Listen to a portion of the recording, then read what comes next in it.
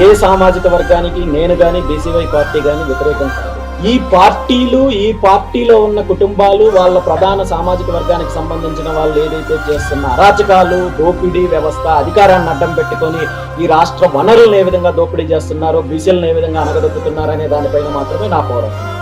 రెండు, మీరు అన్నట్టు బీసీలకు ఇచ్చే పదవులు సరిపోలేదా అంటే ఈ పార్టీలు ఇచ్చే పదవులన్నీ కూడా ఉత్సవ విగ్రహాలు తప్ప ఎటువంటి అధికారం లేని పదవులు. అది ఎమ్మెల్యేలైనా, నామినేటెడ్ పదవులైనా, ఎంపీలైనా, మినిస్టర్లైనా 100% ఉత్సవ విగ్రహాలు అనేది స్పష్టంగా నేను చెప్పగలను. దానికి ప్రత్యక్ష ఉదాహరణ గత 4 రోజుల క్రితం జరిగిన సంఘటన తీసుకున్నట్టయితే, ఇండిగో విమానయాన సంస్థ ఏదైతే ఉందో ఆ సంక్షోభానికి సంబంధించి బాధ్యత తీసుకోవాల్సిన కేంద్ర విమానయాన శాఖ మంత్రి ఎవరైతే రామ్మోహన్ నాయుడు గారు ఉన్నారో బహిరంగంగా మాట్లాడుతూ ఈ అంశాన్ని నారా లోకేష్ దీన్ని పర్యవేక్షిస్తున్నారని చెప్పి బహిరంగంగా చెప్తున్నారంటే వీళ్ళు ఎలాంటి అధికారం ఇస్తున్నారో, ఎలాంటి పదవులు ఇస్తున్నారో రాష్ట్ర ప్రజలు అర్థం చేసుకోవాలి. కేవలం అదొక్కటే కాదు, గ్రామ స్థాయి నుండి రాష్ట్ర స్థాయి వరకు వీళ్ళు ఇచ్చే పదవులన్నీ కూడా ఉత్సవ విగ్రహాలే, అధికారం లేని పదవులు ఇస్తున్నారు.